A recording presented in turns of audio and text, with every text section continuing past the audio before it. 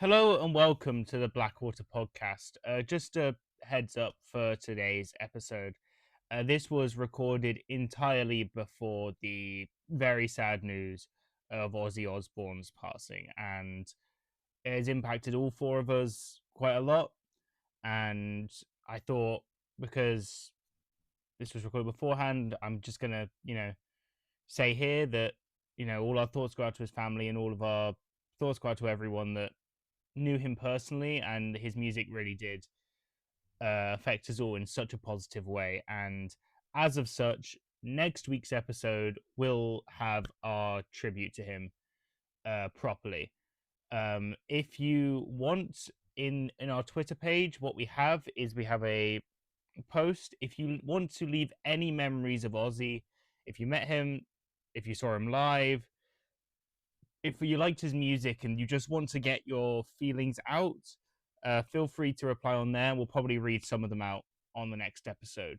But that's just a little bit of a heads up before this. If you're wondering why at some points we may talk about bands like Sabbath, and we don't mention him specifically, that's the reason why.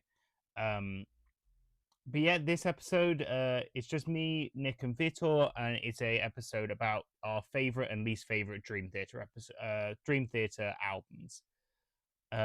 But yeah, with that, enjoy the episode. Hello and welcome to the Blackwater podcast. We don't have the Dane with us today. He's got back from Florida and is dying in bed because of a cold, which He's gone back to his igloo. Yeah, probably his body just getting used to stuff. But And probably jet lag as well. But yeah, so because we don't have him with us, and he has a horrible take about this, we thought we'd talk about a band all three of us love and he doesn't like, which is the great American prog band Dream Theater. We did one of these episodes earlier in the year. We did Amorphis. So we're going to do our two favorites, our two least favorites, and a wild card. And the wild card can be anything. It can be a studio album that we like but isn't our favorite, a studio album that's weird, a live album, an EP, a compilation, a side project, a solo album, etc. And in this band, there's actually a lot of wildcards you can pick. I was quite spoiled for choice on what to pick. But yeah, shout out to Sea of Tranquility on YouTube because they're the ones that came up with this idea, and it's just very good for talking about bands. But before we start, Vitor, how's your week been? My week's been good. A lot of work, working on my applications. Everything's almost done. I think in the upcoming weeks I should be done with everything, and then back to studying because I'm retaking my test, right? But I did get my scores with my test. I don't know if I got to talk about them here or not. No, not yet. Okay, so yeah, I got my scores and I was happy with them. It's definitely above average in scores I can get into school with, but I felt like I could have gotten a little bit more. Maybe this is just me. I don't know. Maybe not being grateful for my score, but I definitely felt like I could have gone a little bit more, and I'm just shooting for more. I'll have a lot of downtime between middle of August, beginning of August, which is when I'm done with my application, until I hear back from school. So I figured might as well try and retake the test if I feel like I can get a better score. But I was happy with my score overall. That's good. And yeah, again, just working on my applications. Everything is almost done. And been listening to a decent amount of new stuff, but I can probably save that for another episode because then I'll just ramble and ramble. So I'll just pass the torch to you guys. All right, Mr. DoorDash, how have you been? This week's been filled with a lot of torture because right now I'm doing a Big Four ranking where I listen to every album from the Big Four, and at the end I put them in one big tier list to see which album is the worst and who has the best discography. And man, it's torture. It's not fun. I'm up to Risk by Megadeth now, and oh man, it's the last band I've got to do as well, and it's just horrid. The issue with the Such Big Four, horseshit. the issue with the Big Four's bad albums is none of them are they're not well, they are atrociously bad, but they're not so bad it's funny. They're just boring. Like Anthrax's worst albums are all just boring, and then Slayer's bad albums are just boring. Metallica's are just boring, and they're all so long as well. None of the bands have to write short They're not albums. even fun, right? No, At least Slayers aren't as long as the other three. Anthrax, like They're the their whole thing is best they just bit. need to learn to cut songs down. Like Dude, what is it? Their last album, I can't remember the name. The one with the blue cover. For Almost every All song on that album Kings is like is 7 minutes long. it's so bad. I don't mind the one before it. The one that you said was like, That was bad. The but it chorus wasn't is a as straight bad alt as, metal but garbage. it wasn't as bad as like any of the ones before it. Because Oh, all I know, those it was ones night are. and day. It was a fucking masterpiece of their alt metal and garbage nonsense. Oh man.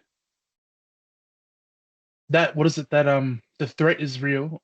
Oh, that might be one of the worst albums I've ever heard in my life. Genuinely such horse shit.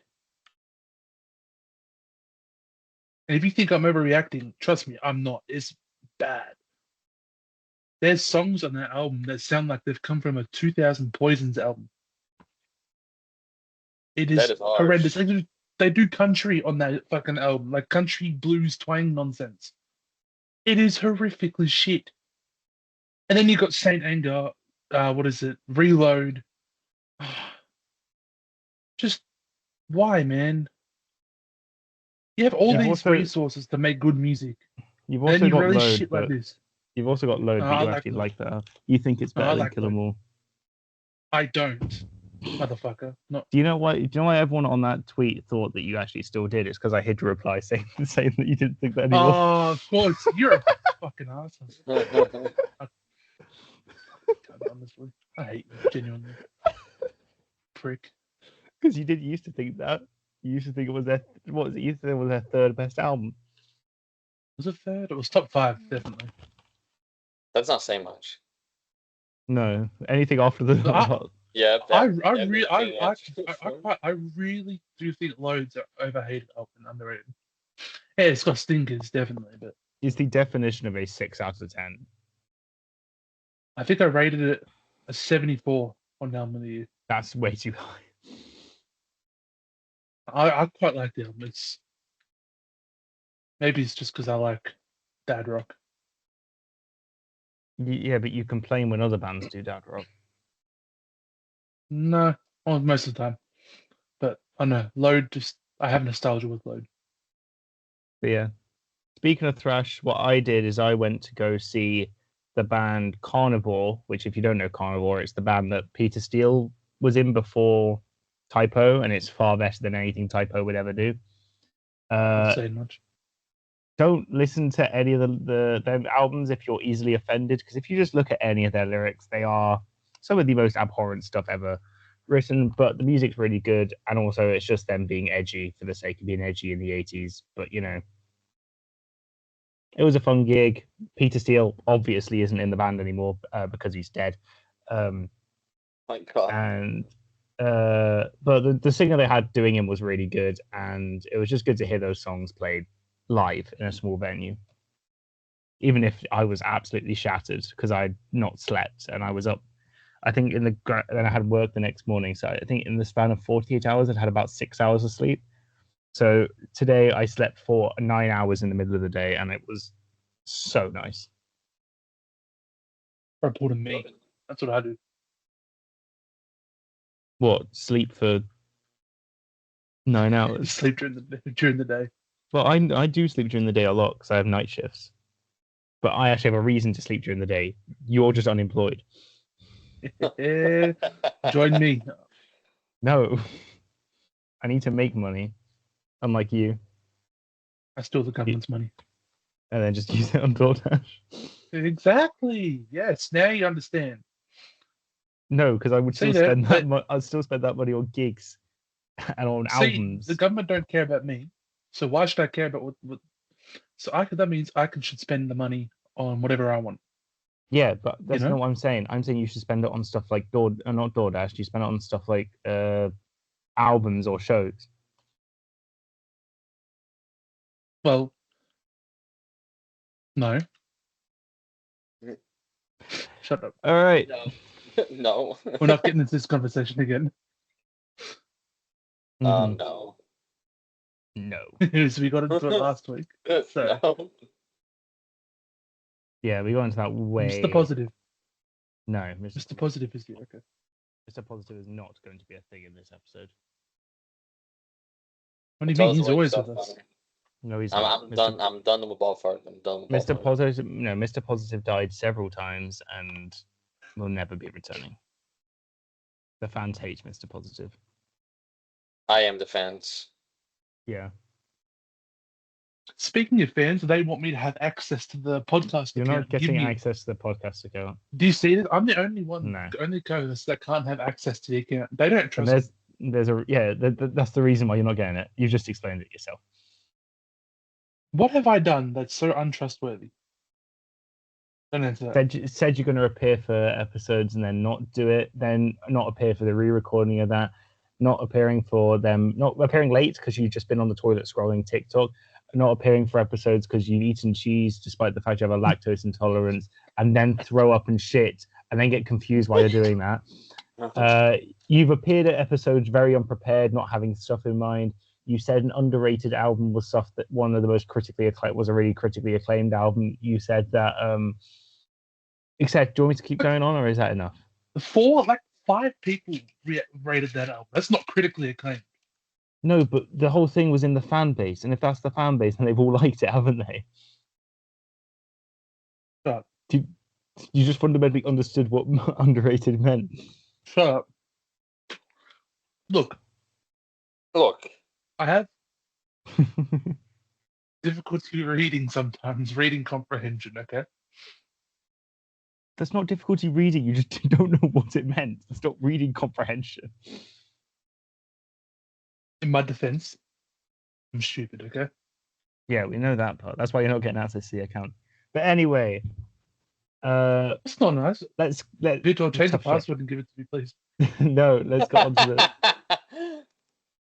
to the main portion of it. The reason why we're doing this when Hugo's not here is because Hugo has the wrong opinion that Dream Theater are mid, even in their classic era. So, Vitor, why don't you start us off with your two favorites? Boring opinion, but Scenes from Memory and Awake. Not much to say. Both are very well placed in my top 50 favorite albums of all time. Scenes from Memory is one of my favorite conceptual albums or concept albums of all time, and Awake has one of my favorite songs of all time in it, being Scarred, easily top 3 in their discography for me. And I mean, there's not much to say. The Mirror was one of the songs that made me fall with metal when I was young, and I remember. I think my love for cover albums or album covers also comes from Awake. I fucking love that album cover on average since I was little. I was hypnotized by it, and I mean, there's not much to say. I mean, I have been listening to Dream Theater since I was little, and those two have always been firmly at the top 2 of my list. Sometimes I've had Awake number 1. Right now I have Scenes from Memory number 1, very solidly, very firmly, and funnily enough, when it comes to, I've once ranked my favorite Dream Theater songs, and in the top 10, most of the songs do not come from Scenes from Memory. Most songs come from Octavarian, 6 Degrees, and Awake. I think in my top 10 I had about 2 or 3 only in my top 10, but as an album, it's for sure my favorite as a 2 whole. or 3 in a top 10 is still a lot.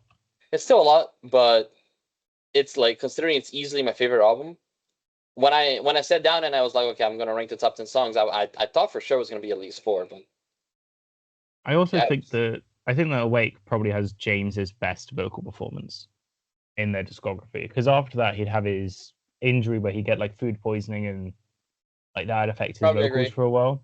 I think it is better than Images because he has like a harsher voice and on it's it. It's not Ruddus yet, but I still think it's probably their best keyboards. I agree. I probably think it's their best keyboards. Kevin Moore's definitely my favorite. I don't mind Jordan Rudess. I was actually just talking to my dad about this. Kevin Moore versus Sheranian versus Rudess. And the conclusion I came to is Kevin Moore's my favorite, just the way he plays, and as a whole, with his work in general. He made Disconnected with Face Warning, and that's one of my favorite albums ever when it comes to keyboards. So Kevin Moore is definitely one of my favorite keyboardists of all time. But Jordan's peak with Dream Theater, like Jordan's best songs are probably my favorites compared to Kevin Moore's best songs. Does that make sense? Mm-hmm. I will also say Sharinian is extremely underrated, and his solo stuff afterwards Very underrated. has been phenomenal. His But also solo stuff is very good. he got. I might talk about this a bit later because it's one of the albums I might be planning to bring up at some point. But I think he is a very underrated keyboardist in the band. I think he arguably fits the band more than Jordan did, at least for the period they were going through. Probably. And I think that the way they kicked him out of the band was very, very unprofessional and sours my taste of them. Mm-hmm. Probably, I'm not sure who led the charge on that, but maybe he wasn't technical enough. No, it was the story goes like, the shameless plug. I did a mini documentary on Falling Into Infinity, so that's why I know so much about this album. Okay. But they wanted Jordan Rudess. Jordan Rudess was touring with the Dixie Dregs, so they got Sharinian. And then when Jordan Rudess became available, they basically just kicked Sharinian out and got Rudess. Because they wanted Rudess, okay. Even though Sharinian had been the guy that basically helped the band come back together because they were about to fall apart before Falling Into Infinity. Yeah. So, but that's happens when you're in a band, I guess. Anyway, with James Labrie. Good picks. Yeah, good picks, very good picks. Yeah, boring, but I think they're the right picks for me. All right, Nick, what's yours? I've gone for the very unique and different picks here. I've got Images and Words and Scenes from a Memory. Okay. I think for me, I've got Images and Words over it slightly, just because Images and Words was my first Dream Theater album that I listened to, and I remember being blown away, from Another Day, obviously Metropolis Part 1, the Pull Me Under, obviously. The album is just great. I don't understand Labrie's hate for his vocals, especially on this album and in the classic era in general. After Octavarium, yeah, I understand. It's kind of whatever. Yeah, he's very hit or miss with his vocals after that. But he sounds good on these albums. He's he used to be a really good singer. I think a lot of people base his current vocals as for his vocals all time, how people perceive his all time singing greatness. I'm just yapping here, but no, Images and Words is definitely my favorite, at least. But Scenes from a Memory, I remember my first listening experience of this album was My Name's Nick, obviously, and at the end of the album, it was like, "Open your eyes, Nicholas." Mm-hmm. Bro, I thought they were talking to him. I'm like, I was because at the start of the album, it tells you to listen with your eyes closed, and I did it. It's a beautiful story, man. Tripping out. Yeah. I thought, very thought they were talking to beautiful albums. Scenes from Memory puts you in a trance almost. Beautiful. And we also don't speak of the live album cover. Yeah, we don't. Yeah. Vitor, are you aware of that or not? The live album that they released after Scenes from a Memory. The live album, they released it on 9/11, on September 11th, 2001. Okay. And the album cover is a apple on fire with New York skyline, including the Twin Towers on fire above it, because it was seen from New York. I've definitely seen that. Yeah. It's one of the more infamous ones. I don't get why God Hates Us All gets all the shit for that. God Hates Us All is the one where it's that released in 2000. The Dream Theater one is so much worse but yeah, I guess it's what a because of the live coincidence album. though. I know. Fucking releasing those albums on that specific day and having that happen on that day. Well, I guess anything would have been any if it happened on any release day, there'd still be albums that have controversial or stuff albums. Yeah, but it's just crazy that it was those two specific ones. Yeah. You know, it's your turn now, Connor. The Simpsons Slayer. I went through a lot. I did think about Awake because I do love Awake. I did think about Octavarium because that used to be my favorite, but I ended up picking the safe options and going for same as Nick, Images and Words, and Metropolis. I do think I think Metropolis is better personally. That's my favorite. I just think it's an album that you can't listen to the songs individually on, which can take it away for some people, but I do like it. I do think it is an album that you do have to sit down and listen to from beginning to end. Like, you can't just half-ass it. You do have to give time to it. I do think it's an album that grows on you the more you listen to it. To remember the first time I listened to it, I was like, this is good, but not my favorite. And then the more I listened to it, I was like, okay, now I'm getting it. I think it's beautiful. I think the melodies in it are amazing. I think showcasing Jordan Rudess on his first appearance, this is a very good showcase for him. I think they do a lot with him. I think Portnoy's drums are some of the best. And then Images and Words, it's basically a greatest hits of their catalogue. You know, Pull Me Under Another Day, Take the Time, Metropolis Part 1, Under a Glass Moon. It's, you know, a lot of people see this as the band's true debut. I know the debut I will probably be brought up at some point to talk about. But this is like the band truly finding their sound. The first album is very much just like a US power metal, like Queensryche Fates Warning ripoff. Not saying that's bad, just, you know, that's what It's a good album. It's just, and this is them finding their own sound. I will say, and this is something that I will bring up definitely in my least favorites on why I don't like certain albums, then I feel like at this point the band were writing songs and then their technicality and their, you know, musicianship was brought into that. I think they arguably stopped writing songs at a certain point and just wanted to start showing off how good they were at their instruments. And it is a thing I think that specifically on Images and Words and Awake, yes, you get it on stuff like Metropolis. And I'd actually say Falling into Infinity as well. I'd say the three of Images and Words, Awake, and Falling into Infinity are the three where they were purposely writing songs. You could argue after that they stopped doing that as much. Not saying that's a bad thing, not saying you can't like that. Yeah, but these are ones where it's like, yeah. But yeah. No, I get what you mean. I also think the production on Images and Words is phenomenal. I think it's just a beautiful sounding album. Absolutely. Which is something that's always important to me. Yes. But yeah, those are my top three. So very safe from us is all picking the classic era of the band. Shock.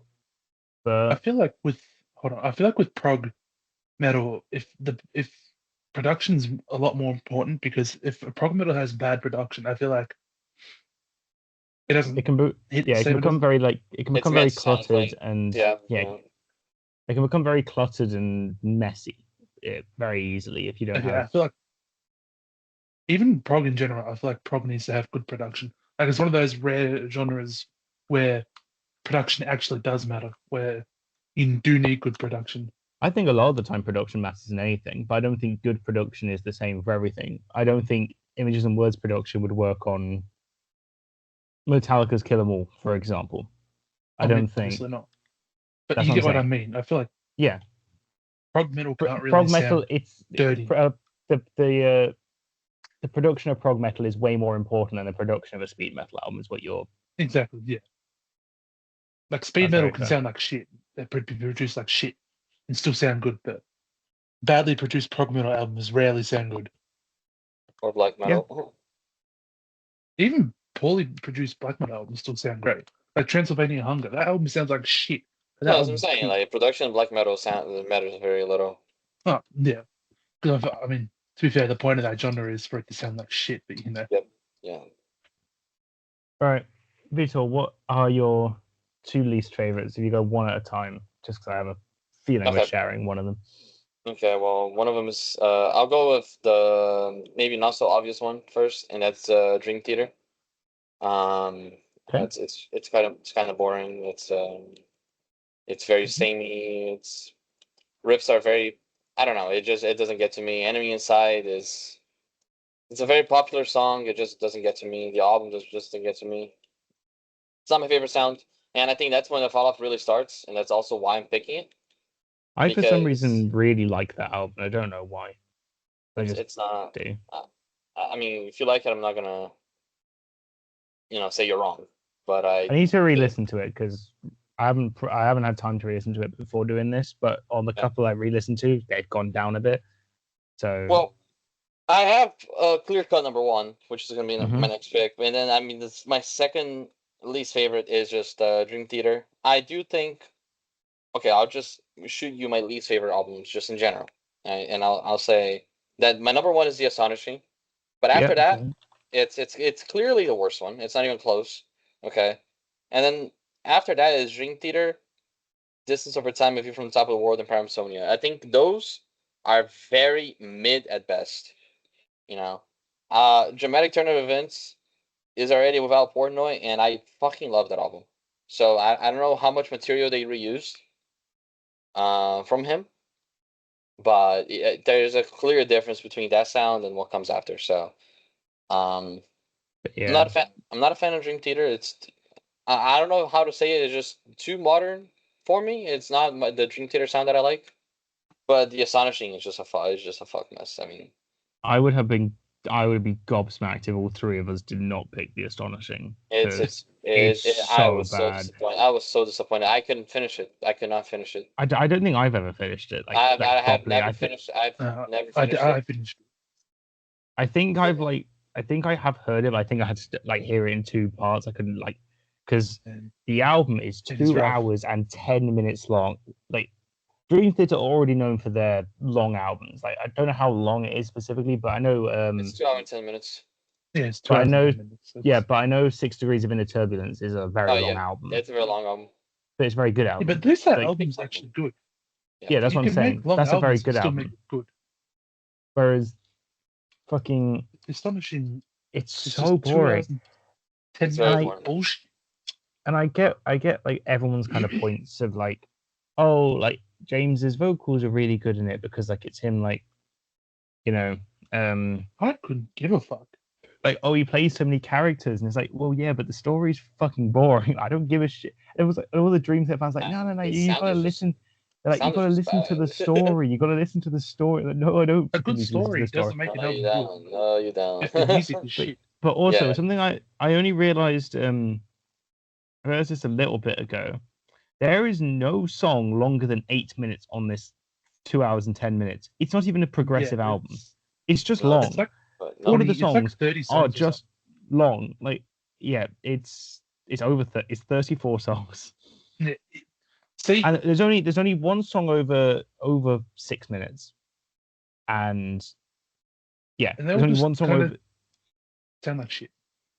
it's not progressive. It's just not progressive at all. It's nothing's interesting. It like a lot of the Shit time metal.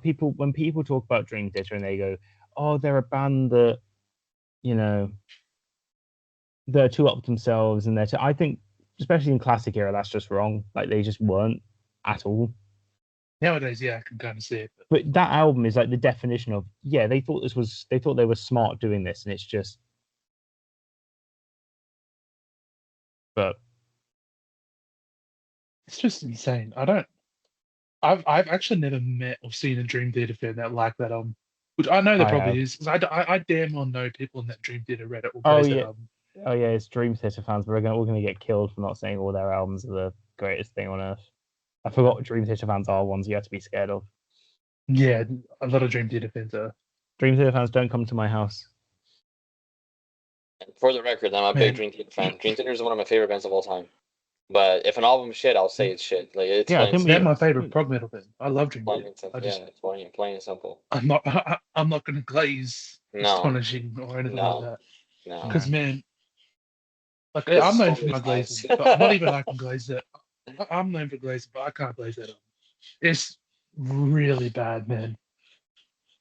All right, I think I Nick, rated it at like a 16. I've got the astonishing, shock. which obviously you've just heard my thoughts on that, so I won't go too much into it. But long story short, it's just shit. It's so bad. And I've got my second pick, Systemic Chaos, Systematic. which or whatever, systematic. I don't.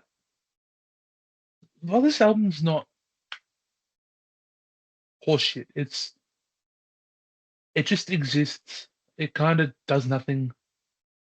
It kind of just sits there in the catalog. There's nothing exciting about it. To me, it just sounds like songs and ideas from previous albums that weren't good enough, and there's nothing memorable on there. And overall, it's bland. The album cover's not great either.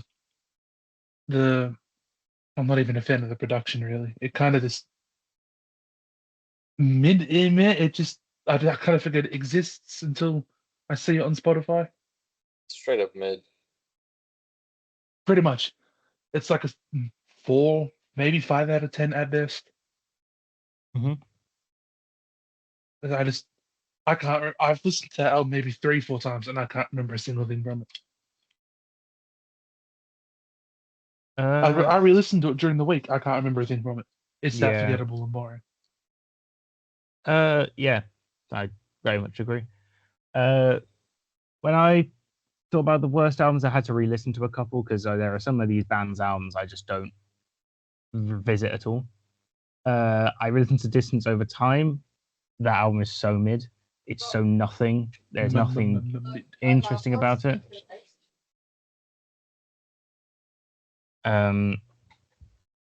I'm not a massive fan of the dramatic turn of events, but it does have a couple really good songs that save it from me. A couple others that I think people will often put at the bottom, I'll talk about later because I have special connections with some of them.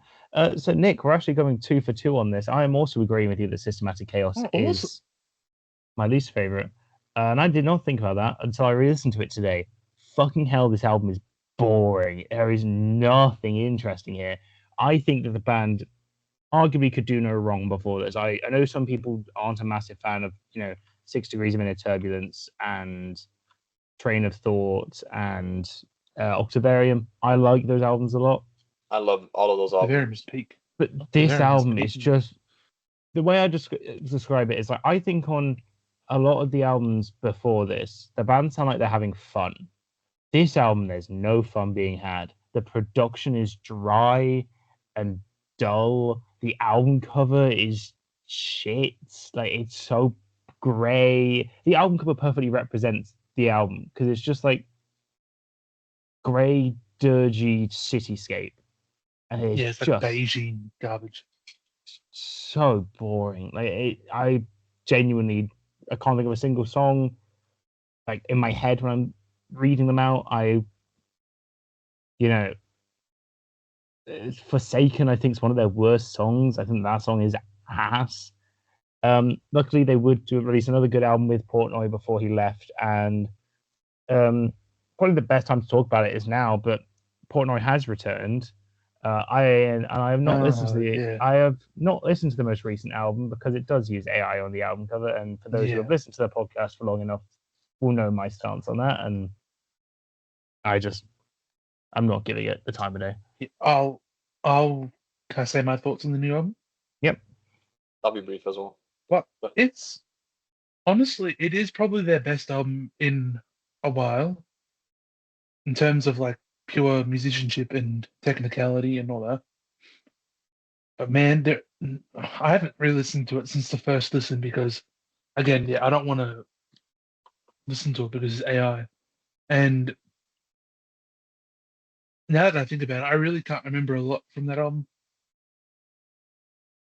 But that's because I haven't really listened to it, not because it's like forgettable or boring. But yeah, the album cover alone makes me not want to listen to it just because it's AI. So in a future listen, I'd probably listen to it illegally because I'm not going to support a band that uses AI for their album covers or anything like that.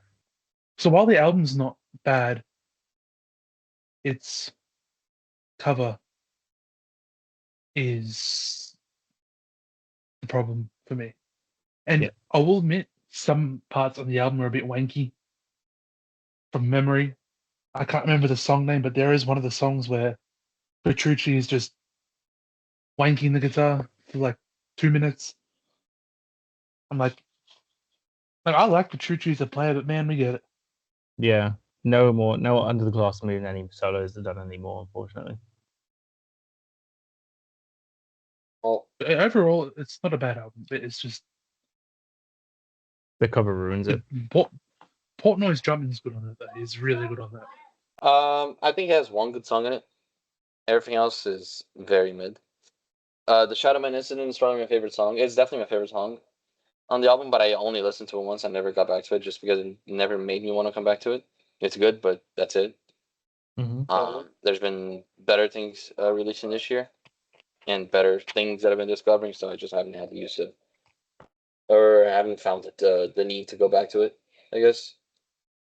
It's kind of crazy how the hype for this album went down when they revealed it had an AI cover. Like everyone was so excited for like Portnoy coming back, and it just felt like disappointed me, not just because of the cover, but because of Portnoy and the sound. Yeah, it's decent. And yeah, it's better than their last 5 albums before this one.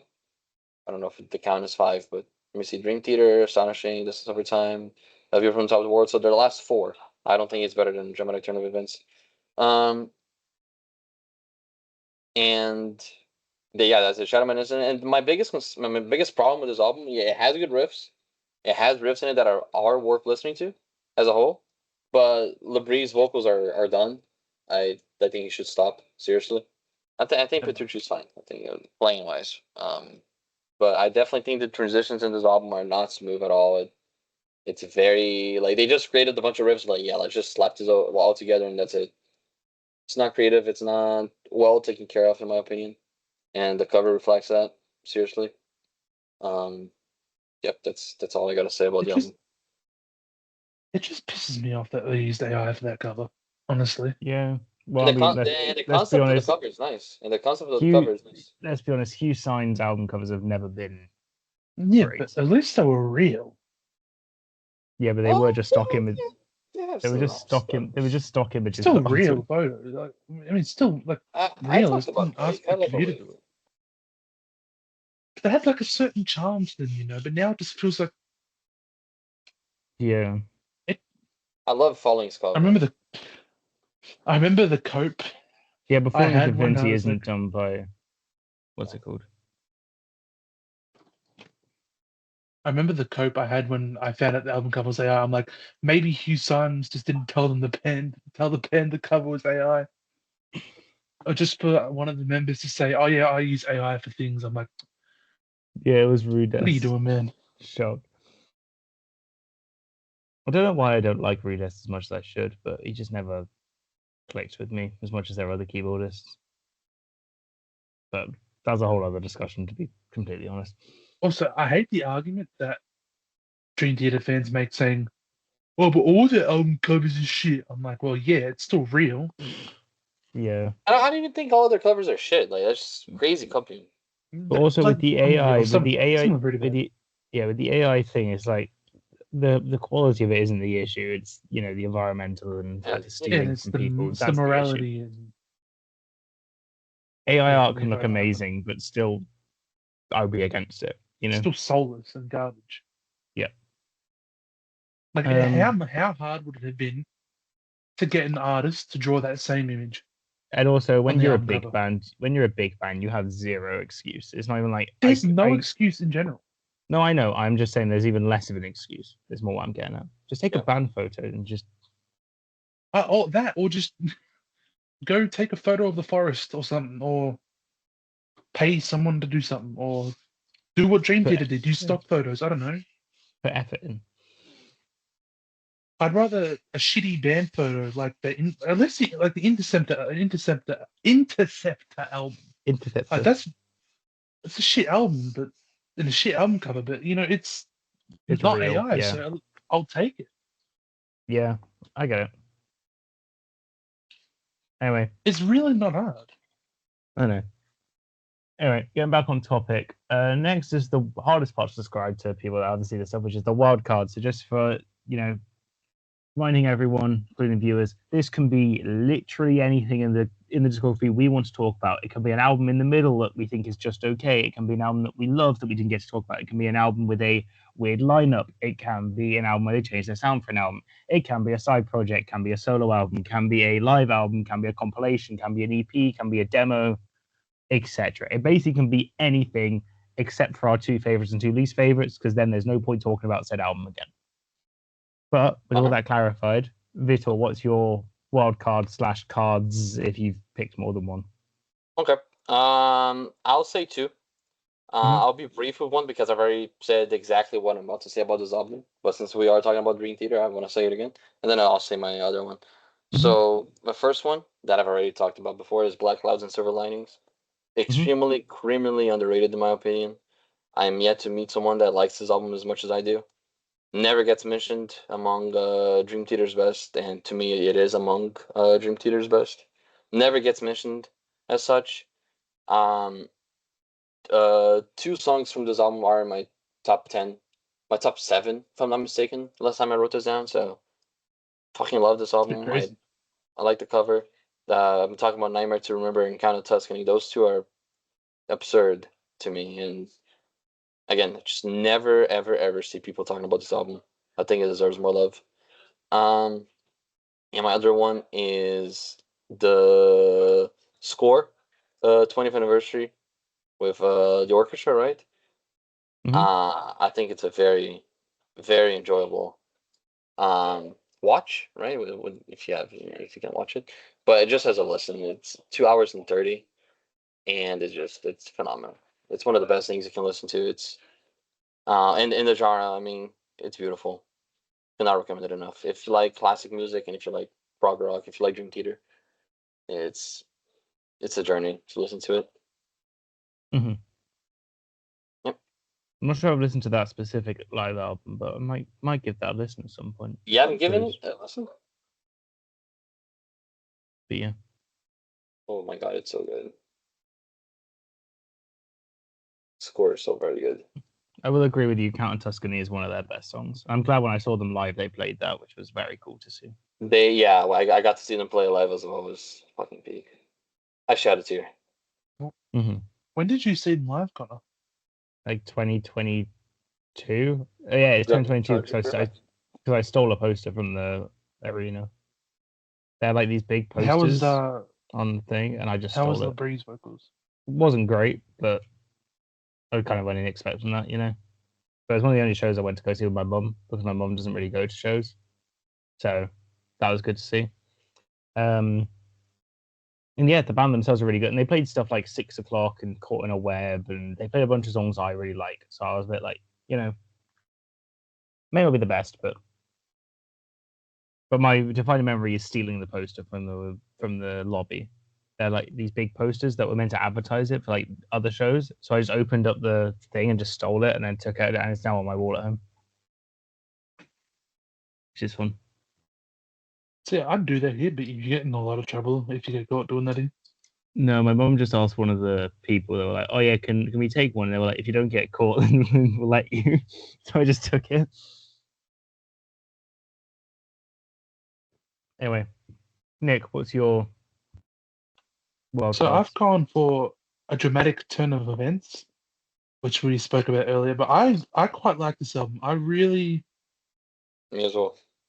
I do think it's underrated. I feel like a lot of people don't like it because Portnoy's not on it, and obviously his songwriting is him not being there is noticeable because the songwriting isn't as good as it was before. But it's still a great album. The songs are still good. It still sounds good. Even LeBrie doesn't sound like shit on this album. But overall, I think this album is underrated. And if you stop listening after Portnoy left, I'd recommend this album because McGeaney is actually a great drummer if you're not stupid. Yeah. So Mangini or Mangini? I think it's Mangini. Mangini, I think Mangini. Is... If you purely stop listening to Dream Theater because Portnoy left, you're missing out. Because this album's great.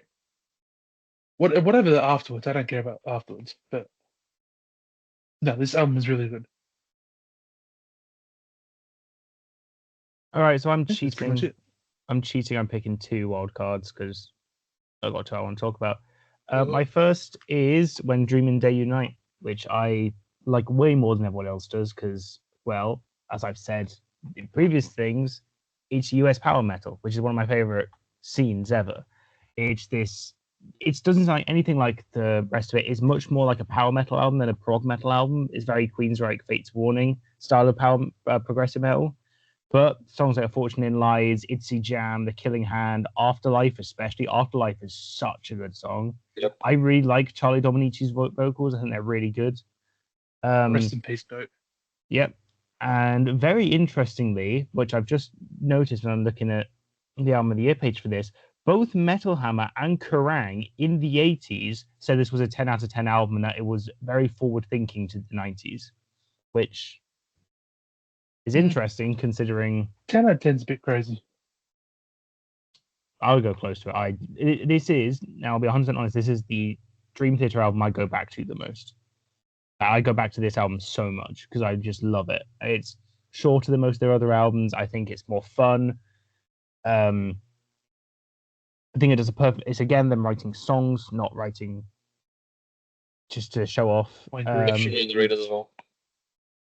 Yeah. Absolutely love it. And my other pick is Falling into Infinity. I think this album was very hated when it came out, especially because it's a lot simpler. You know, the story goes that the record label wanted them to write more singles. There was like this split in the band where it's like Portnoy didn't want to, but Petrucci, however you say his name, Petrucci did want to, so would go off and write with outside songwriters, while Portnoy didn't want to write it. You had Sherinian in the band for the one album where he was on, which could be another one. It was on Change of Seasons, which is a phenomenal song on that EP, with all the live stuff. I think his keyboards are phenomenal on this. I stand by that Peruvian Skies is one of the band's best songs. It's probably my top 10. I love Lines in the Sand. Just Let Me Breathe is good. Trial of Tears is really good. New Millennium's a great opener. I think there are a couple songs on this where you can tell they were meant to write singles. You know, Hollow Years, You Not Me are a bit meh. But I do think that it's a very underrated album. I do like how in more recent years it has been kind of thought of as a better album than it was for many years. But yeah, if you have not listened to this in years and you're like, you've not, yeah, I would highly recommend going back and listening to this. One of their best songs in this album. Yeah. That being Trial of Tears, the one I'm talking about. Yeah, that's a very good song. I love it. House Kitchens, Peruvian Skies. But yeah. I like it a lot. I feel like a lot of Dream Theater fans overreact to change in that band. Yes, that's why I think the band have found themselves in a creative rut the past 15, 20 years where they've basically just done the same thing over and over again. It's also an overrated album. I see a lot of lists having... no, it's a good album. It's very overrated. I mean, I see Distance Over Time, View of the Top of the World, Dream Theater being placed above Falling, and I just think it's crazy. I think that both When Dream and Day Unite and Falling into Infinity are only seen as bad because they are very different to what the band's usual thing is. Especially When Dream and Day Unite. When Dream and Day Unite is only hated because it doesn't sound like Dream Theater. But of course it doesn't sound like Dream Theater. I'm not the big... I like what's the first album? I can't... When Dream and Day Unite. When Dream and Day Unite. I like that album. Obviously, I don't love it, but I don't love it because I'm not a big fan of US power metal or power metal in general. So as a style, it's not for me, but I can still recognize its importance, and it's still a good album. And I wouldn't complain if someone put that on, or I won't groan if I go to listen to it. I'll still enjoy it. It's still good.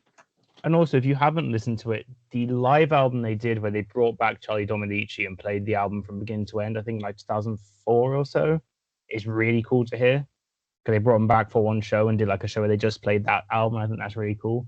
And also, any of their live albums where they play full albums by different bands, I think are really interesting to hear. Because they've done one where they played the entirety of Number of the Beast. I think they did Dark Side of the Moon. They've done some others, but they are just really interesting to hear, like Dream Theater's versions of these songs. Mm-hmm. Are they better than the originals? No, not often. But I wouldn't be opposed to a Dream Theater covers EP or maybe yeah, a cover album. they did do a thing where they play Master of Puppets from beginning to end live. Oh, or maybe not nowadays, but I wouldn't want to hear Labrie butcher Yeah, whatever they cover. But yeah, in the that's early very true. 2000s, late 90s, I would have loved to hear them do like a prog cover album of Number of the Beast. That would have been sick. Yeah. Yeah, Like their I own take, will. like you know how Death did their version of Painkiller, like Yeah, Number of the Beast and Dream Theater style would have been awesome. I love their version of Stargazer. If you wanna, yeah. go off of that, I I, love their version of that. I will say something I do like about the band is that they have been very good at releasing their demos and stuff, which is something I always find interesting. Like the past couple of years or so, Mm-hmm. they have just been like unloading in demos, and like they released the ones I find very interesting to hear are um the ones just before. I don't know what the album's called. I'm trying to search it. The Dreaming Day. No, it's not the Dreaming Day Unite demos. It's the Images and Words demos. Mm-hmm. Because what you hear are the tryouts of the other singers that also tried out for the band, as well as James Labrie. So you Oh, get that's to cool. hear like the different versions of, you know, people that could have been part of the band and didn't. And I always find it always interesting that the singer of Fate's Warning, the original singer, was supposed to be in the band. But then James Labrie got the job, which I always find quite interesting because I feel like that would have been a very different band if he had, stayed with them. Yeah. Honestly, if the Fates Warning singer would have got in, I don't think I'd like Dream Theater a lot because I'm not a big fan of the That's because vocalist for but that's because you're a Fates Warning. dumbass. I'm Real. not a Fate's big Fates Warning is Warning great. person.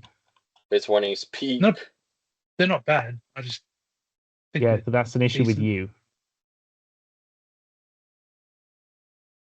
I just They're think they're decent. amazing. They're not anything too crazy. Yeah, John Arch was supposed to be Their the album singer. covers are peak. John I Arch love was their album supposed, covers. allegedly supposed to be the singer, or at least was in tryouts to be the singer, and then didn't. I'm glad But Labrie got it, but yeah, in hindsight, it may have not been an amazing decision. But it's not really his fault because yeah. it is a little bit, but Well, he some had of it is the on him. But surgery. He had the surgery for his vocals after he got food poisoning, and then they told him don't go on tour. And he was like, no, we've got a tour in Japan. So then just went on tour like an idiot. that's on him. But the food poisoning isn't on him. Well, yeah, but then they had to. It was like pressure to tour. It's still, it's not their fault, but it's still. Yeah, You get what I mean. yeah. He auditioned for Dream Theater when they were looking for a new singer, which I always find interesting.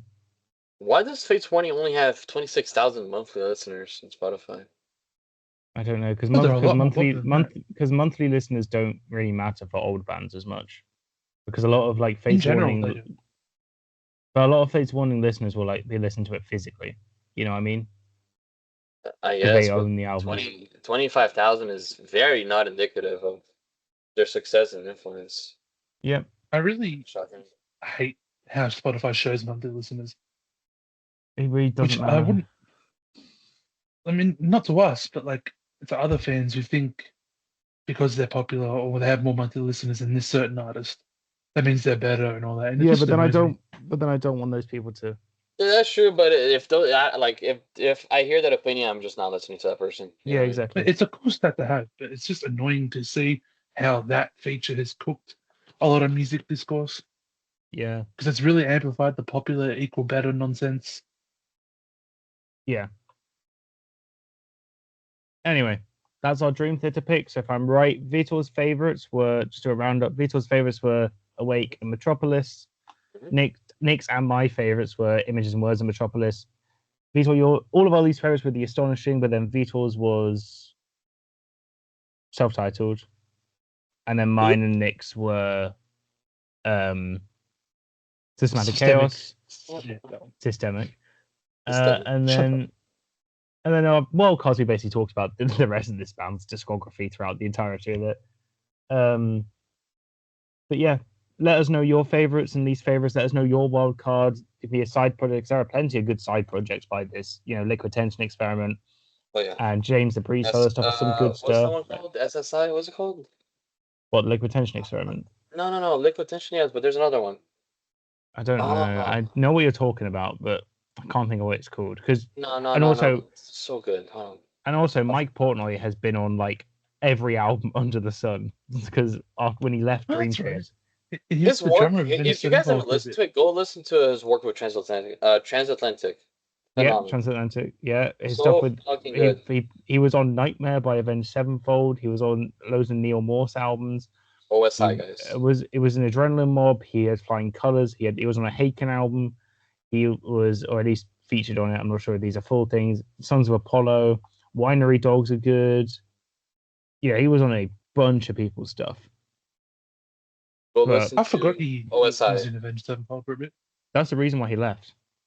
That's Yeah. part of the reason why he left was because he left to tour with. He played on Nightmare, then I think left the band because he thought he was going to tour with them. They found another drummer. He then went back to Dream Theater, and they then went, "No, we found another drummer." So, but To be yes, honest, I really dislike Avenged Sevenfold, but I like Nightmare as a song. Even though it is really, really corny and cringe. It's your fucking nightmare. Yeah, it is cringy. yeah, it's the average songs you like there. But like, speaking of Avenged Sevenfold, that band in general is so shit. Yeah, we've spoken about What is this it? like every week on the podcast. Shadows is a fucking horrendous vocalist. We think Labrie is bad. He is worse. What is it? Yeah. Life is but a dream. Then he is. Oh man, Oh he yeah, sounds like that yeah, about that album. yeah. That's what he sounds like on the album. And I get he had like throat surgery and all that, but Even on their best albums, so ass. yeah, Like, even, even on like City of what's his Eagles. excuses before it? Yeah, fucking nightmare. But yeah. Anyway, I that's I our like dream. Sinister as a guitarist. Yes, He's he is not a good. bad guitarist. He's a good guitarist. But It's yeah, just that's he has the unfortunate displeasure of playing in that shit band. yeah. Anyway, that's our picks for Dream Theater. Let us know your picks for everything down below. Remember, there are no wrong answers unless you think The Astonishing is their best album, in which case, fuck you. Also, Bill Avenged Sevenfold. Boo. Yeah. Anyway, Boo. now on to our weekly segment where we talk about 2025 albums. One of our albums that we've been checking out recently. So, Vitor, what's a 2025 album you have picked?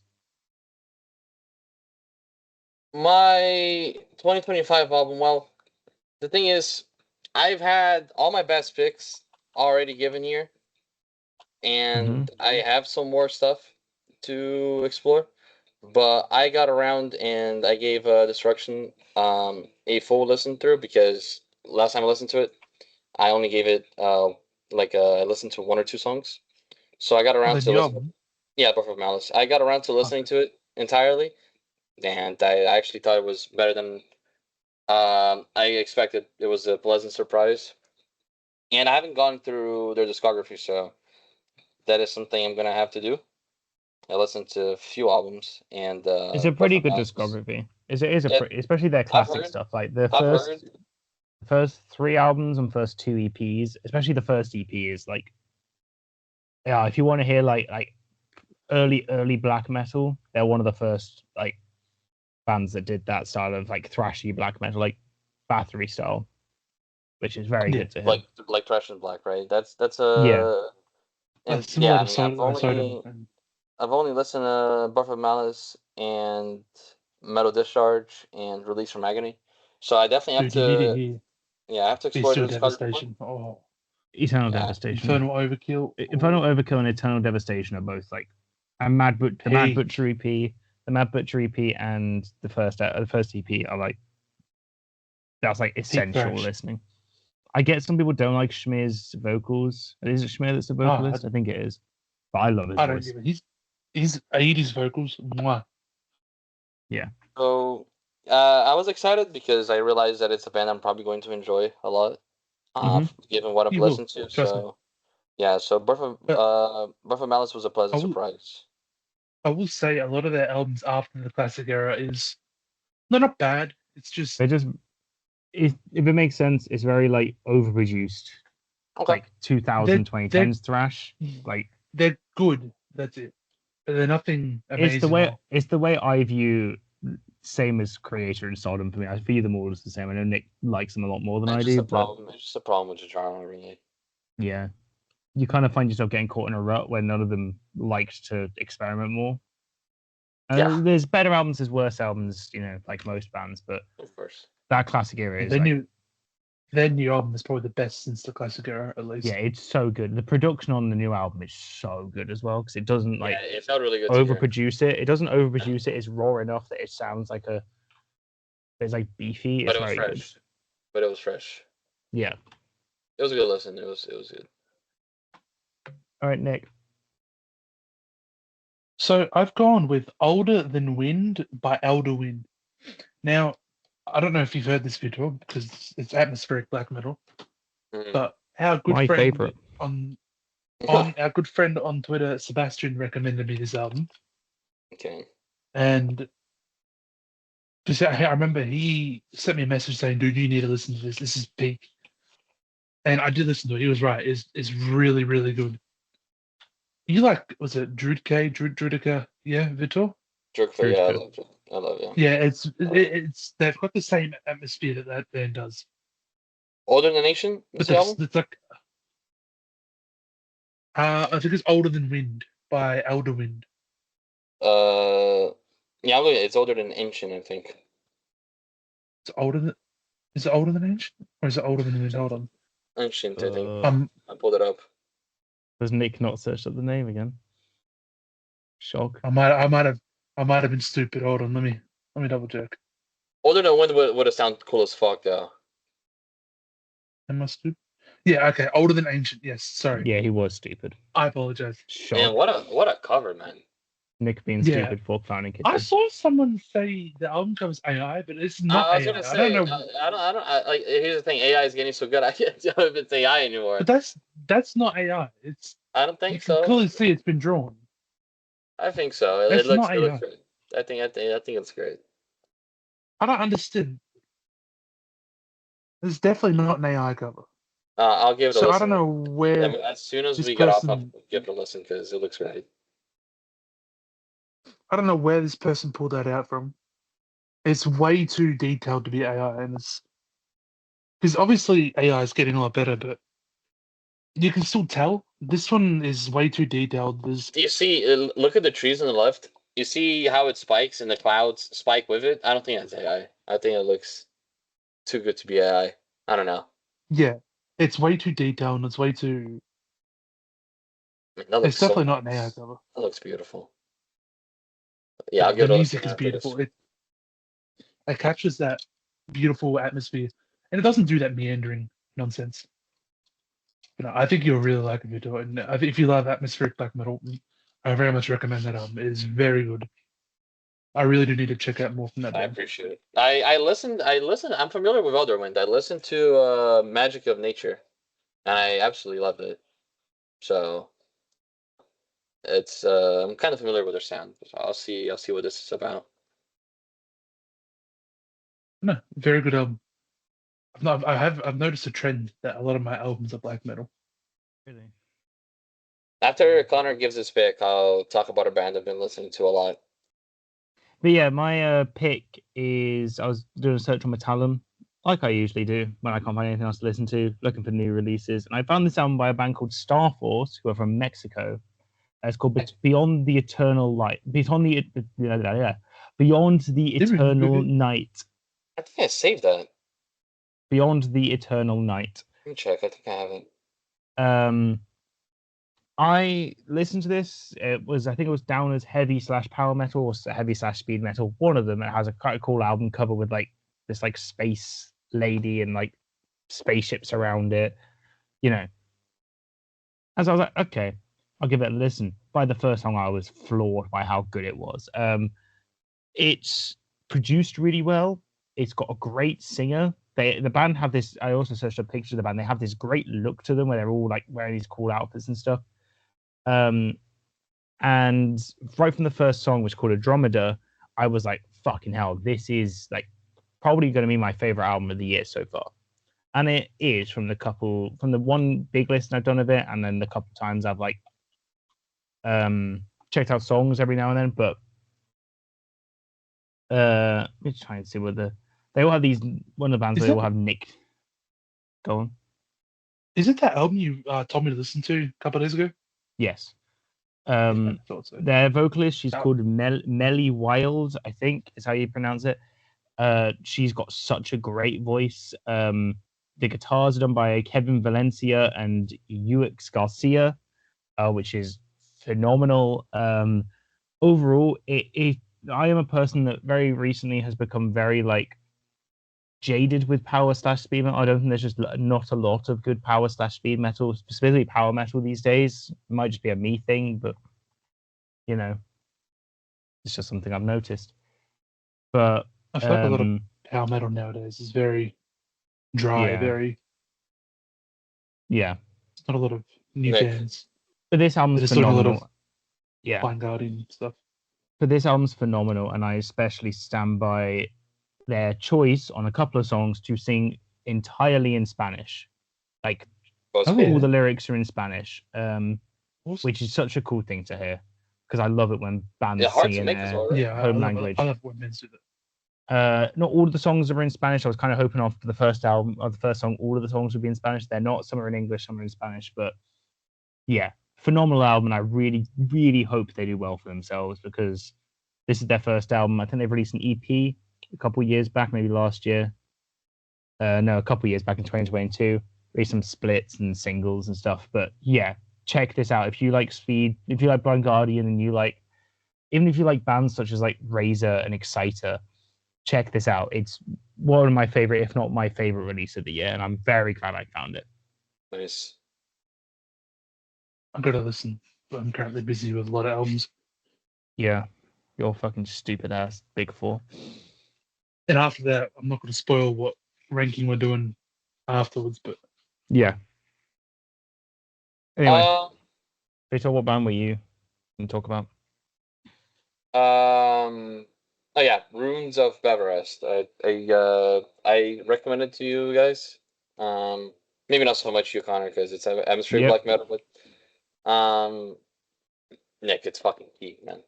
I don't know what else to say. I don't know what else to say. It's definitely the best progressive black metal I've ever listened to. I promise I will get to it when I finished everything you're doing a lot of. I'm not pushing it, but I'm just saying you're gonna like it. It's such a good listen. It's so catchy, so very good. Anyway, those are our 2025 albums again, as always. Hold on. Okay. Can I say one more album? If you want. I've got Sediction by Hangman's Chair. Now, before I say this album's genre, I never really heard of this genre before. But it's doom gaze and gothic metal, which I knew like gaze had like a lot of different subgenres, but I didn't know there was a doom gaze. Doom gaze sounds like my worst nightmare. No, it is. I had low hopes for it when I saw it was doom gaze, but like this album's choruses are incredible. They gave me goosebumps. Even Hugo liked this album, and the choruses on this album are beautiful. They're so good. I really do recommend it if you like doom, and obviously gaze, even gothic metal. I very much do recommend it. I think Doomy would like that album too. Honestly, I wonder why. He likes gothic metal a lot, so.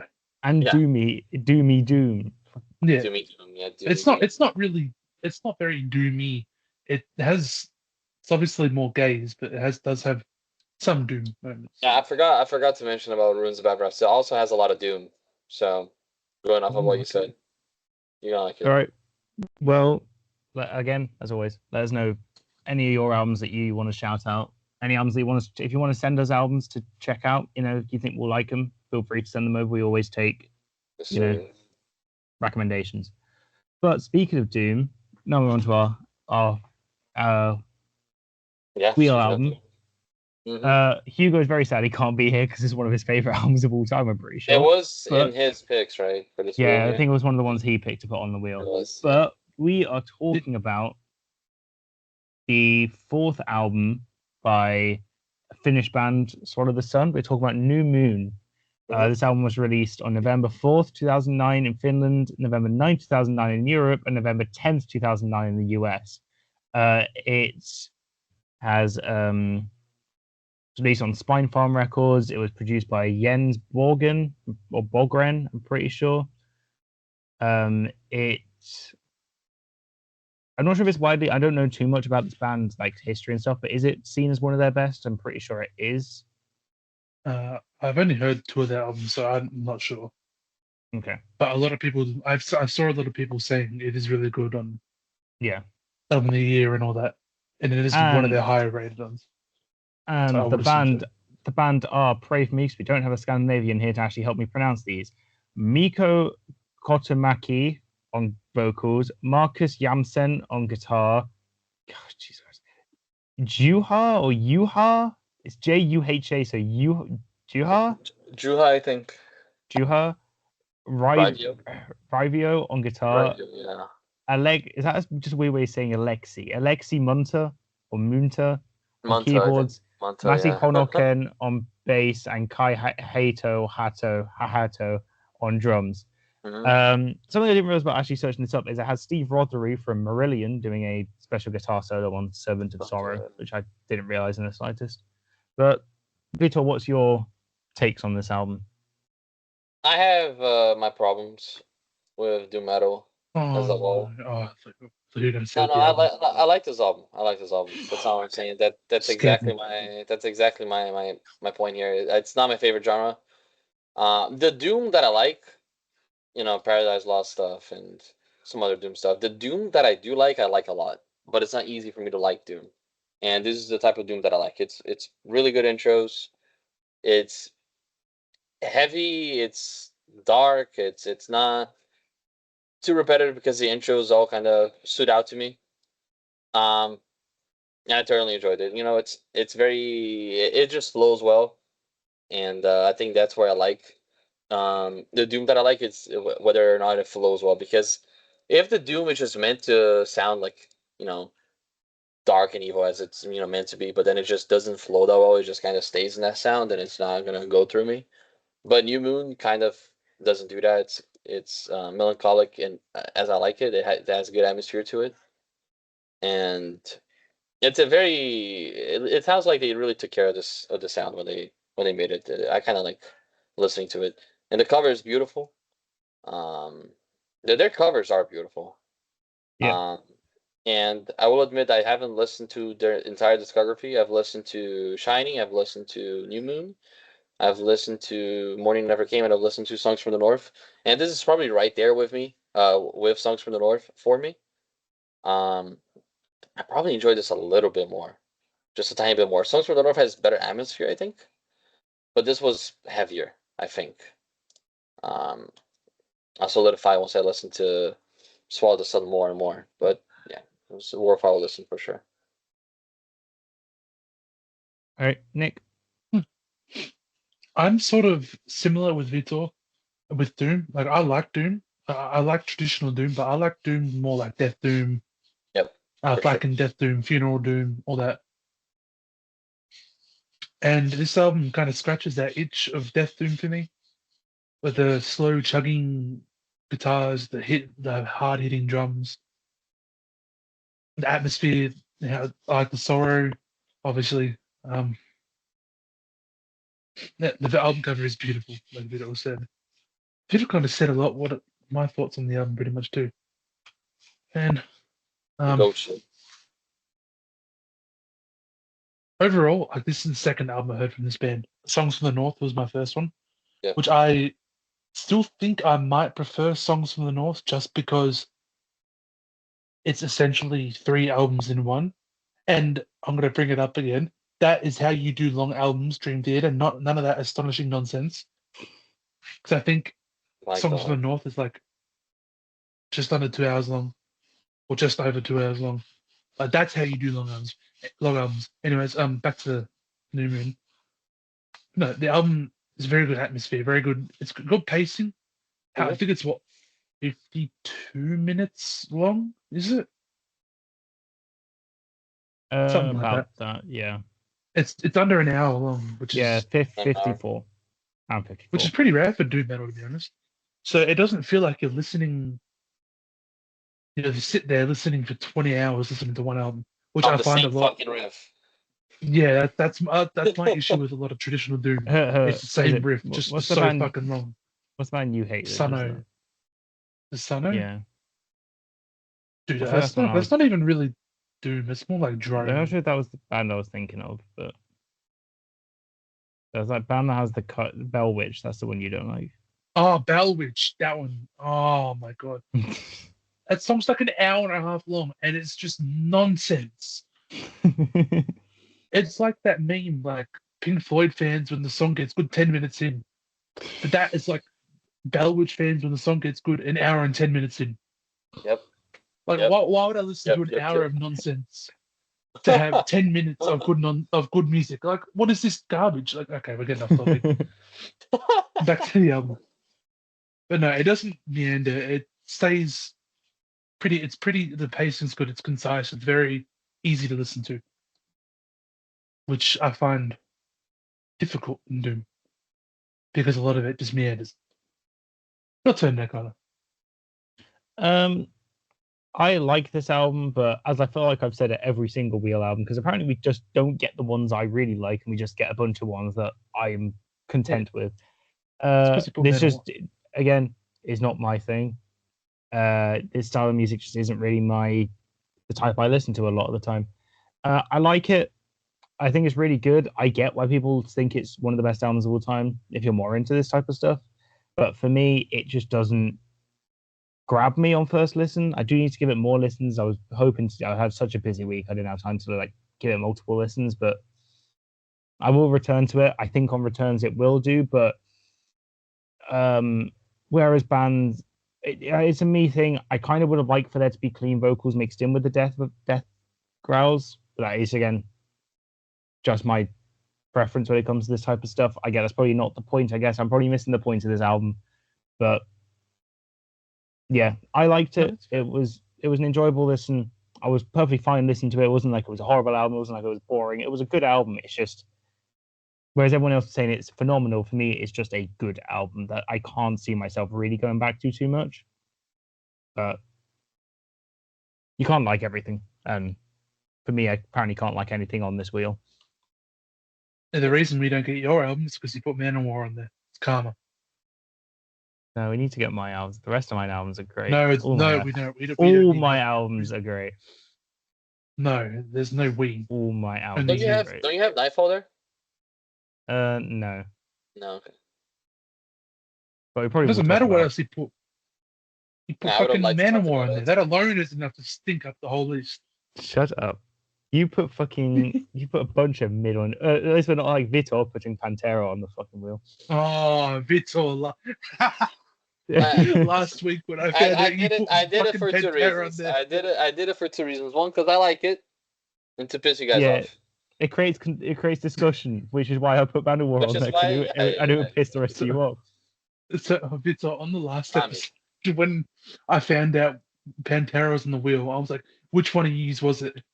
I'm like, "Is it you, Hugo?" I'm like, as if me or Hugo would have put Pantera on there. And I was like, and when I figured out it was you, Vitor, I'm like, "It's Vitor."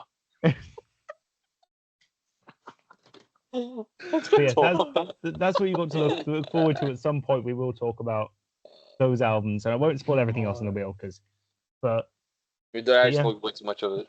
But just know when we get Pantera, it's not going to be a happy episode. I hope it's the next. I hope it's the next one. I sent a message to Connor saying, if whenever we do get the Pantera album, I'm going to force myself to have a stroke. So I'm gonna record alone. This is what, bro. On the Manowar one, I'm going to be the only one doing it. Where is everyone? Come on, guys. But yeah. I'm going to force myself to have a stroke so I don't have to listen to it. But yeah, that was a lot less cracked than the last two episodes we've done. So at least that bit was true. But anyway, round it off. Let us know your Dream Theater picks. Get some discussions going. Let us know if you think we're right. Let us know if you think The Astonishing is the best album of all time. You're wrong. You're wrong but if you do. I'd be interested to hear you explain that. No, Let I'm us not know- even interested. You're just wrong. I'm not interested. And let us know a I don't want to 2025 hear it. album. And let us know your opinion on New Moon by Swallow the Sun. And if, your opinion on Swallow the Sun as a whole, if you think we're dumb for liking it, if you think I'm dumb for not thinking it's the greatest thing ever, let us know. Just don't as we always say, don't harass anyone because of their opinions. Unless they Unless think you The like The Astonishing's the no, That's a and if joke. they like Falling in Reverse. That's a joke. That's not a Don't. joke. Liking Falling in Reverse. If they do like the harassing. Oh, if they like that's Falling in not a joke. Reverse, then yes. But let us know your opinion on anything we've spoken about, and we'll see you all next week.